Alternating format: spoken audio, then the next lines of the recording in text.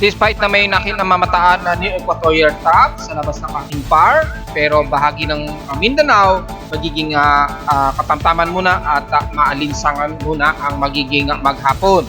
At nalalabi ng bansa, ganun din, pero magiging partly cloudy ang kalimitan sa silang bahagi ng Northern Luzon, Southern Luzon at Eastern Visayas at dahil sa patuloy pa rin na easterlies. Unsettled geomagnetic field, inaasahan ngayong araw at sa susunod na 24 oras. Pero inaasahan na solar activity o solar radiation mananatiling tahimik.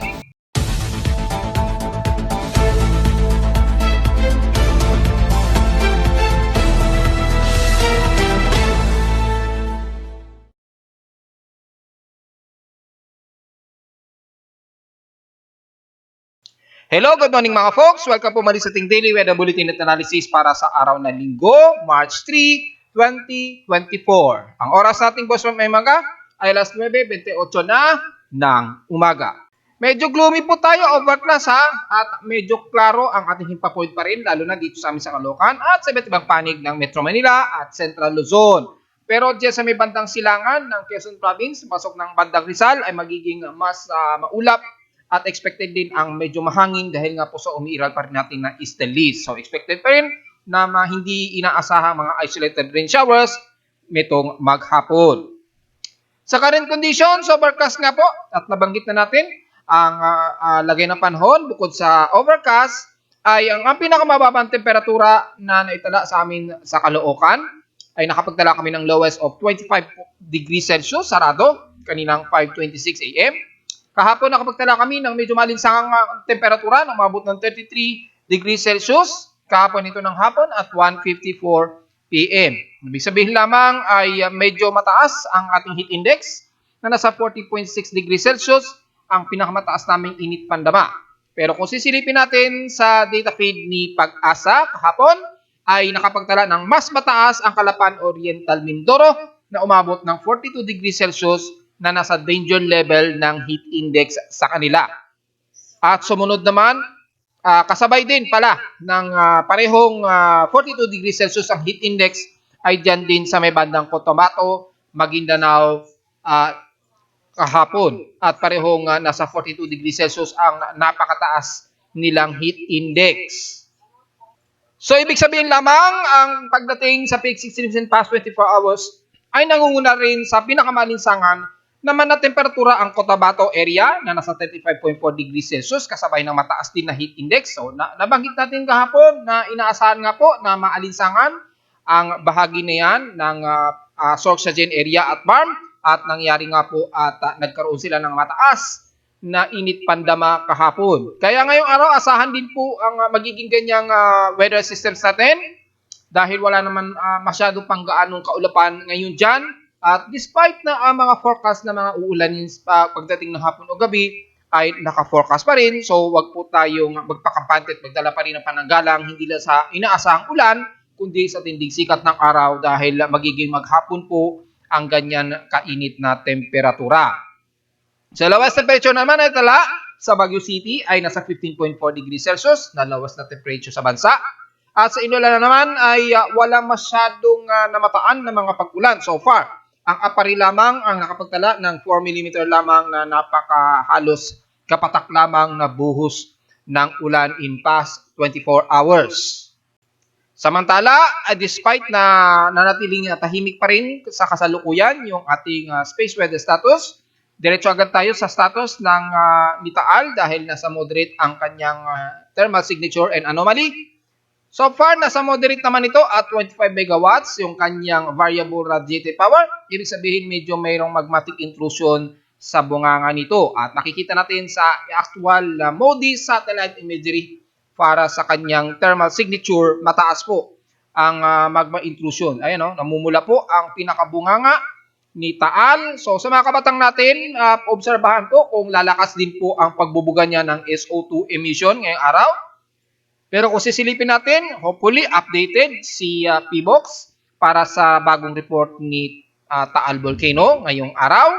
Pero ang pagtatala kasi nila ay kahapon. So kung sisilipin natin, wala naman daw na naitala na anumang volcanic earthquakes Ayan po, para sa araw yan ng March 3. Walang pagbabago, pero nung huli nilang naitala, nung March 1, 2024, ay nakapagtala ng napakataas na 11,448 tons a day na may upwelling na mainit na volcanic fluids daw sa pinakalawa niya. So, ibig sabihin, mataas po yung kanyang magmatic intrusion. At kitang-kita naman sa ating ginagamit na MODIS, mula siyempre sa data feed ng Miroba ang kanyang magmatic intrusion. At kita-kita nga po, despite na nasa moderate lamang ito at 25 megawatts.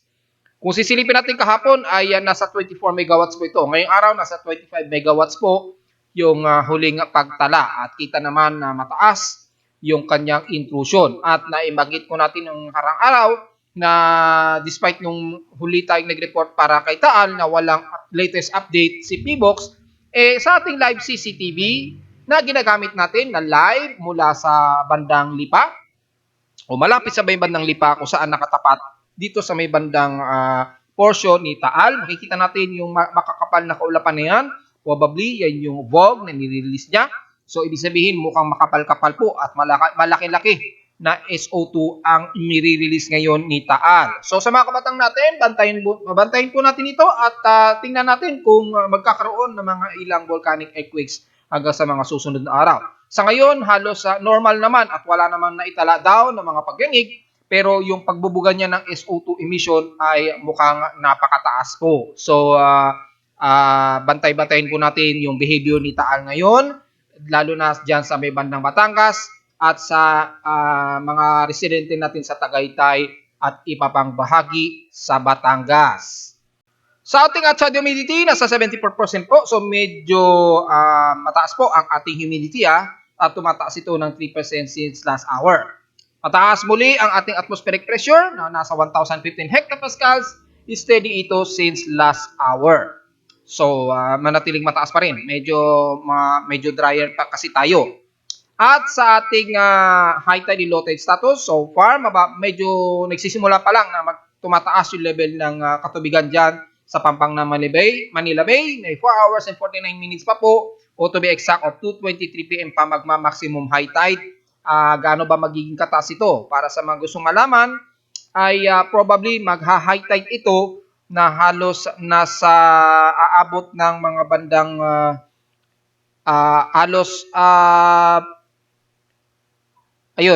kung titingnan natin dito, mga bandang hapon, halos 0.8. Yun, mga 0.8 meters po yung magiging maximum high tide mamayang alas 2. So, mga 2:23 p.m. po yan. Ayun, mga 0.8 meters po ang itataas ng high tide dyan sa may pampang ng Manila Bay. So, medyo mataas-taas. So, sa mga mangingisda natin, abangan na lang ninyo mga bandang after lunch, magiging maganda ang magiging harvesting ninyo mga bandang alauna, alas 2 na po mamayang hapon. Hindi rin maganda ang ating air quality ha. Nasa moderate pa rin ang ating air concentration at 26.85 micrograms per cubic meter. Ang kanyang particulate matter o index of 82. So magmas po tayo ngayong araw mga folks dahil maaaring ito ay epekto ng thermal inversion dahil nagkakaroon na naman ng trapping sa bandang himpapawid natin. Hindi masyado nakakausad yung mga usok natin dito sa ibaba, lalo na sa mga may maraming sasakyan. So yung mga air pollution na supposed to be na umaangat kaagad sa himpapawid, hindi ka agad nakakaangat dahil medyo natatrap siya ng pagitan ng medyo mainit na temperatura. Kasabay na rin malamang yan ng ating stainless na nagkakaroon ng thermal inversion sa pinakahimpapawid nito. Dahil wala naman tayong masyadong nadedetect na anumang mataas na VOG since last month pa. So walang masyadong malala na VOG, kundi ay mga pollution lamang at mga usok dito sa syudad ang typically na nagpapataas ng ating air quality nito ngayong isa araw at hanggang ngayong araw. So magmas na lamang po tayo mga folks. Sa almanac, sumikat ang haring araw kaninang 6:11 a.m. at nasang lulubog ito mamayang 6:04 p.m. At ang ating moonrise ay nasa last quarter na tayo at 55% illuminated. Ay sisikat naman hating gabi na po ng 12:25 a.m. at bukas naman na o kinabukasan na ng alas 10 ng bandang alas 10:55 o 10:25 a.m. ito lulubog mga folks. So sa mga magaganda ang himpapawid ay kahit umaga pwede makita ang liwanag ng buwan, lalo na pag ito'y palubog na during daytime. So maganda pong kunan yan mga folks. At sa ating local weather outlook para ngayong linggo hanggang bukas na po yun ng Lunes, ay magiging partly cloudy nga po ang ating maghapon. Bagamat walang tsansa na naka-forecast dito sa aking monitoring na uulanin, ay magiging maghapon naman ay madalas medyo gloomy tayo at magiging fair weather naman so far. Bukas, ganun din, partly cloudy din ang maghapon, wala rin naka-forecast na tsansa ng uulanin, pero hindi natin inaalis ang mga inaasahang isolated rain showers, lalo na sa may bandang silangang bahagi ng bansa, dahil nga po sa pag-usad o sila ang unang tatamaan ng bugso nitong eastern lace na magdudulot ng mataas na water vapor na magbubuhos ng mga ilang mga light to moderate rain showers. Samantala, diretso agad tayo sa ginagamit na satellite imagery. And so far, ay makikita nyo sa aking webpage ngayon ay inalis ko na po o niretire ko na po si Rail Earth na dati nating ginagamit. Well, maraming salamat naman sa pag-share ni Rail Earth ng kanilang napakagandang wind flow ng kanilang satellite imagery. Pero bakit ko siya ni-retire? Kasi as yung kanyang despite na maganda naman ang flow ng airflow, meron na kasi tayong ginagamit na mas latest na ginagamit na Himawari 8 and 9 mula sa Japan Meteorological Agency. At ito na ating madalas na ginagamit at flow ng hangin, maging ng mga dust line and water vapors na mas detalye. So, medyo hindi ko nakakailanganin si Real Earth. Pinalitan ko na lamang yung ilang snapshots ng mga animation na PHP script din ito. At least, meron tayong mga karagdagang snapshots. Ito ay mga between 2-day and 12-hour satellite loop lamang siya. Hindi kagaya ng aking ginagamit na satellite imagery dito ay per 15 minutes po. Per 15 minutes po ang update nito, 10 to 15 minutes at naka-loop ito ng 3 araw, which is mas precise yung animation niya. Kaya mas precise yung animation dito sa itaas ng aking webpage. So, hindi ko na kailangan gamitin si Rail Earth dahil mas detalye na nating namomonitor baging sa galaw ng hangin. At ito na lamang ang aking pinalit para just in case magkaroon ng mga gustong ma-monitor natin kahit man lang pang 2-day o 12-hour satellite loop. At merong mga satellite loop dito na hindi natin masyado pa nagagamit at wala pa tayong ganun. So, gaya na lamang ng yung infrared na rainbow na ito na isang version ay mas higher crisp. Mataas yung depth ng colors nito, at least pag gusto nating makita yung pinaka-high depth ng mga tropical cyclone, ay dito natin ito pwedeng makita. So, pwede rin itong ma-zoom. Yan. Mababa nga lang yung resolution. Hindi siya singganda ng resolution ng aking ginagamit dito sa itaas, which is mas higher resolution at mas zoom siya kung makikita yung pinakadetalye ng mga kaulapan. Well, karagdagan lamang yan para at least magkaroon tayo ng alternative dahil niretire ko na nga po si Real Earth at hindi na natin siya masyado kailangan. Meron din ditong Dvorak, which is sa mga gustong makita yung Dvorak para sa mga analysis ng mga tropical cyclone, may Dvorak animation po rito. So, mas madali nating nalalaman ang mga posibleng pamumuo ng mga tropical cyclones din. Dahil mayroong Dvorak animation dito, at least 2 days. Madali nating naiispatan. Tulad yan, no? May nakikitaan tayo na trap dito. Nabanggit ko nga sa may bandang labas ng ating Philippine Area of Responsibility. At kung titingnan natin sa depth ng Dvorak, ay medyo may mga ilang maliliit na convection na nabubuo. Mas madali kasi ma-analyze din gamit ang Dvorak technique na ito. So, gamit ang Dvorak technique, mas madaling na-analyze yung posibleng upward low convections. Despite na hindi naman nagiging bagyo ang mga ilan dito, pero makikita natin may mga upward convection. Mas malinaw siya, di ba? So, at least, meron tayong nagagamit na ilang alternative. Kasi hindi naman stable lahat ng mga satellite. Minsan, nagkakaroon ng, nagda-down minsan yung mga server ng ilang mga weather agencies. Kaya meron tayong mga alternative. At since hindi ko na masyado nagagamit si Rail Earth at meron namang windy, just in case makita natin yung flow ng wind, ayan, meron naman tayong ginagamit na windy rito. So, hindi na natin masyado kailangan si Rail Earth. Pero nagpapasalamat pa rin ako sa contribution nila at nagamit ko rin ito in the past at least 6 years din. At pinalitan ko na to ng ito na nga ang pinalit ko. So far, yung lagay ng ating panahon naman sa ating bansa ay titingnan natin ay wala naman tayong namamataan na anumang heavy rain potential sa iba't ibang bahagi ng bansa. However, dahil sa umiiral na istelis, magdudulot po ng maalinsangang panahon. Typically, ang kalurang bahagi ng bansa, pero sa may bandang silangan ng bansa, magkakaroon ng mga ilang isolated rain showers at mga localized thunderstorms. Lalo na sa may bandang northeastern Luzon, pababa pa rin ng southern Luzon, eastern Visayas, at bandang eastern Mindanao pa rin.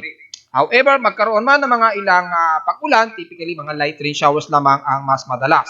Wala tayong masyadong nakikitaan na possible form of high levels na mga pag-ulan o heavy rain showers, kaya expected lamang na magiging fair weather ang ating maghapon at magiging mas maaraw. Kung sisilipin natin sa infrared VIR para sa responsible sa makakapal na kaulapan, kung sisilipin natin ay halos walang gaanong makakapal na kaulapan. Typically lamang ang silangang bahagi pa rin ng bansa ang mas magiging maulap dahil nga po sa easterly. So hindi pa rin nirule out natin yung mga posibleng mga ilang kalat-kalat na pag-ulan na may pagkilat at pagkulog. Hindi natin masyado maiisa-isahin ito dahil magi sa ating water vapor satellite analysis, walang masyadong makakapal na water vapor. Maliban lamang sa may bandang katimugan ng Mindanao na posible pa rin kayo uulanin dyan, lalo na ng mga taga-Southern Davao Region, General Santos at ilang bahagi ng Sorsogon, pero mangunguna pa rin ang mas maaraw at alinsangan nating panahon. Dahil nga po yung malakas ang daloy ng easterlies dito sa may silangan ng bansa na hindi masyado nakakapang-abot yung mga water vapor surfaces. Siyempre mula sa bahagi nga po ng Luzon area, kung sisilipin natin sa Himawari 8, manipis lang, magi sa may bandang Southern Luzon, Visayas at Mindanao. So, wala pong masyado tayong maipipinpoint gaano na mga kaulapan dito. At typically, halos buong bansa ay magiging katamtaman at fair weather. Siyempre, maaraw at asahan din ang maalinsangang panahon. At magkaroon man ng mga ilang kalat-kalat na pag-ulan sa iba't ibang bahagi ng bansa, typically ng mga taga Bicol Region, Northeastern Luzon at Visayas, mga ilang light rain showers lamang na hindi ito nagtatagal. At lalo na sa may bahagi ng Mindanao, magiging mas maaraw po kayo dyan at maalinsangan. So, yun lamang po ang magiging analysis natin dahil wala tayong masyadong gaano na nakikitaan na mga malalasang ulan ngayong araw sa buong bansa. Kamustahin naman natin ang lagay ng posibleng tropical cyclone gamit ang ating Western Pacific Monitoring sa aking Tropical Cyclone Assessment and Monitoring sa PIMO Weather page. Makikita natin halos wala talaga tayo o below normal rainfall average pa rin tayo. Dahil po way below normal, halos walang masyadong anomaly na nakikitaan. Pero dito nga lang sa may bandang southeastern ng Mindanao nga po, sa labas ng ating PAR, medyo meron lang bahagyang mataas na low convections dyan. Pero maliit ang tsansa na mag-invest yan at maaaring dahil lamang sa near equatorial trough o intertropical convergence zone pa rin na nabubuo na ito unti-unti sa may bandang Indonesian Peninsula na naman habang bumabalik na naman ang pagtaas ng tutok ng sinag ng araw malapit sa Pilipinas. So typically yung convections dyan o yung mga near equatorial trough at mas madalas mabubuo yan sa may katimugang bahagi ng Mindanao na magdudulot nga po ng mga ilang pag-ulan sa iba't ibang panig ng bansa. Pero sa ngayon wala tayong namamataan anumang sama ng panahon ng pamumuo maging invest hanggang sa susunod na po yan na 5 araw. So wala po tayong nakikitaan at maninipis lamang na kahanginan ang makikita natin dito. Ang forecast nito hanggang March 8 to March 9, 2024 na po. So wala po tayong nakikitaan na anumang mabubuo na sama ng panahon hanggang sa susunod na bago mag-weekend ulit.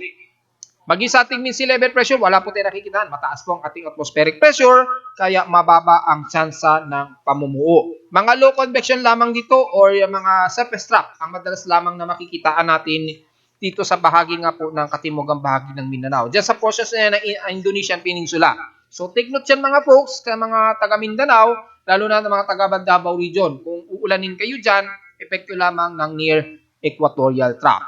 Kasi may nabanggit yata sa Pag-asa kahapon na may low pressure area daw. Well, near tropical trough lamang po yan at hindi siya actually active low pressure area at wala naman tayong namamataan na monitoring sa ating mga binabantayang mga computer models or even real-time na computer models na ating ginagamit. Wala naman tayong naging significant na monitoring na anumang low convection o at least active low pressure area.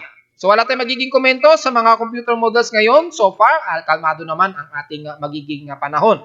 Wala naman din nakikitaan dito na anumang surface trap o active na sirkulasyon hanggang this coming weekdays. So wala tayong magiging komento dyan mga folks. Sa mga gusto malaman kung mataas pa rin ba ang alon, well, dahil nga po sa East List, mananatiling mataas po ang alon sa buong bahagi ng silangan ng bansa. Yung baybayin ng silangan ng bansa, naglalaro pa rin sa 1.25 meters ang taas ng alon. So medyo bawal po muna talaga lumayag ang ating mga maliliit na sasakyang pandagat. Siguro yung mga medium sea crabs lamang pwede po.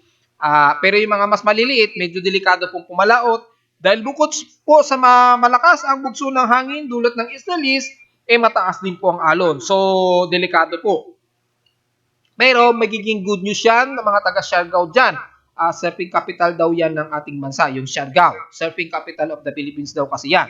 So, ingat na lamang po sa mga magsasurf dahil gaya na aking sinasabi, aabot po ng 1.25 meters yung magiging taas ng alon dyan. At malakas po ang bugsuan ng mga pag-alon. Ingat na lamang po sa mga surfers natin.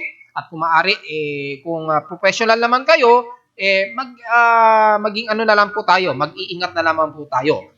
Pero the rest ng buong silangan ng bansa, talagang mataas po ang alon, maging dyan sa may bandang Batanes Group of Island. Pero sa susunod na 24 oras, unti-unti daw itong kakalma ayon dito sa ating significant wave height mula sa data feed siyempre ni JMA at ni Pag-asa.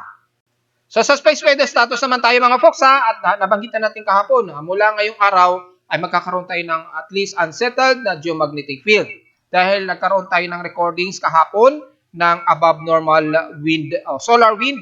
Dahil nagkaroon ng bahagyang pag-release ng CME, konti lang naman, minor, very minor lang ang ni-release nitong CART 595 na sunspots mula kay Haring Araw kahapon. Ayan po, binilugan ko na. Yan si ART 595. Si 3590 ay hindi na natin halos kita, so very safe naman po ang Earth sa ngayon.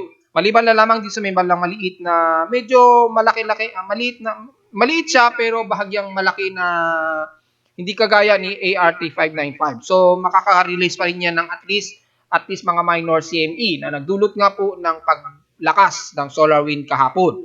Nagsimula nga po yung pag-release ng solar wind kahapon at around 10 a.m. to 11 at nagtapos ito ng gabi. Ayan, mga bandang hindi ko ma-pinpoint Yan, mga bandang gabi po siya. Mga bandang hapon pala, Rod. Sorry. Mga bandang hapon po. Mga 3:20 p.m. po siya. Yan. Hindi siya masyadong nag-maximize. Yun. Umabot sa mga mahigit sa 577 km a second po yung lakas ng hangin ng solar wind kahapon.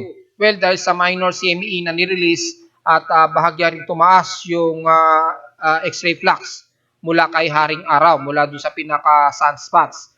Pero very minor lang naman ito at pumitik lang ito at least mga 5 to 6 watts per cubic meter yung itinaas niya. Ayan. Kung titingnan natin ng very detailed view para makita natin yung last record since kahapon. Ay makikita natin ang pinakamataas na pinpoint ng nirelease na solar radiation, at least umabot lamang ng 6.65 for the rays of 6 o E6 or in short term is 6.65 watts per cubic meter po ang itinaas. Hindi naman siya umabot ng M category, naglaro lamang sa active zone ng C category. Ito po yung malalaman ninyo dito. Ito yung category. Yan. Ito yung pinaka-active natin, yung C category. Pero maituturing nating normal yan. Pag pumitik siya ng M category, yung 10 raised to 5 to negative 5 power, or at least umabot man lang siya ng at least 6 intensity 6, kung i-compare natin, mga at least 6 man lang, pasok na siya sa M category, nasa at least minor na siya, na possible of radio blackout ng R1 category. Ayun, nasa pasok siya sa R1 category. So may mga minor possible na radyo blackout. Pagka tumungtong niya dyan sa level na yan ng M category. Pero since kahapon wala namang umabot ng M category, so at least safe pa rin po ang naging lagay ng ating Earth despite na nagkaroon ng slight na pagpitik sa kanyang wattage, yung kanyang solar radiation. Ayun maximum umabot pa nga ng 7.22. Yan. At least hindi siya umabot ng at least 10 watts per cubic meter. So, hindi naman siya umabot. So, medyo safe pa rin ang ating planeta para sa possible radyo blackout so far. Na-detect lamang yan ng ating mga satellites sa outer space, yung ng GOES satellites. Para sa gusto malaman, yung GOES, ibig sabihin po yan, Geostationary Operation Environmental Satellites. Yan ay program ng NOAA at NASA. Isinend yan sa outer space para nga mabantayan yung lagay ng ating sun.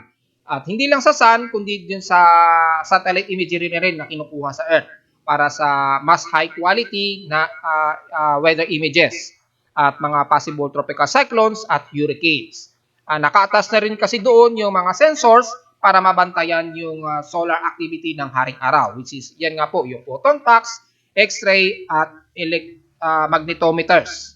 Kaya namomonitor natin sa Earth kapag may nagkakaroon ng arrival of solar activity. And so far nga po at kahapon ay nakita nga natin ay hindi naman masyado lumalala ang pagtaas ng solar activity sa kalawakan at ngayong araw ay bahagya lang din tumataas ng konti yung solar activity natin.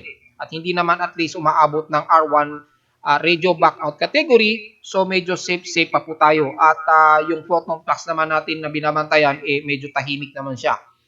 So kapag kasi ito pumipitik, malamang ay nagkakaroon ng matinding solar activity sa labas. Sa ngayon, nanatiling quiet po ang ating planetary K-index despite na may forecast nga po tayo na aasahang unsettled po environment sa ating planeta. So makikita natin ay inaasahan maglalaro po sa 3.67 yung initial KP index arrival. So ngayong 11 AM probably ay inaasahang tatama ito at tataas into unsettled condition. Pero wala naman tayong inaasahan na paglalayan, so wala po tayong magiging komento sa ating solar radiation. Bagay sa mga forecast mula sa NOAA, makikita natin maging ang S1 minor ay napakaliit lamang ng tsansa. Ang radio blackout, bumaba na nga po at napakaliit na ang tsansa na sa 25% lamang. Nabanggit ko na po kahapon yan na magiging kalmado po ang ating radio activity mula sa solar emission ng haring araw. At narito naman ating 3-day 20 weather forecast para sa araw ng Linggo, March 3, 2024.